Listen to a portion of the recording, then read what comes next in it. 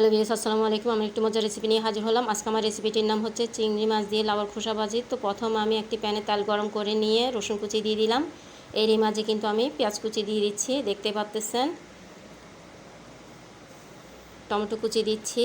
আর এইভাবে কিন্তু চিংড়ি মাছ দিয়ে লাউয়ের খোসা ভাজিটা করলে খেতে খুবই ভালো লাগে। তো দেখতে পাচ্ছেন আমি লাউয়ের খোসাটা কিভাবে কেটে নিয়েছি। তো এরই মাঝে আমি চিংড়ি মাছটা দিয়ে দিলাম। 1 চা চামচ হলুদের গুঁড়া দিচ্ছি, স্বাদ মতো লবণ দিচ্ছি, কাঁচামরিচ ভেঙে দিচ্ছি। আর এইভাবেই কিন্তু ভাজিটা করতে হয়। আর এই ভাজিটা দিয়ে গরম ভাতের সাথে খেতে খুবই ভালো লাগে, কোনো কিছুই লাগে না। তো দেখতে পাচ্ছেন আমার লাউয়ের খোসাটা কিন্তু সিদ্ধ হয়ে গেছে। আপনারা চাইলে আলু দিতে পারবেন। তো যেহেতু এখানে আমি কুচি কুচি করে আলুটাও দিয়েছি, খুবই অসাধারণ একটা খাবার।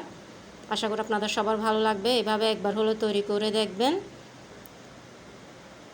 কোনো মাছ মাংস লাগবে না।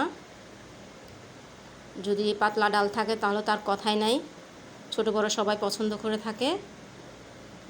তো দেখার জন্য সবাইকে ধন্যবাদ।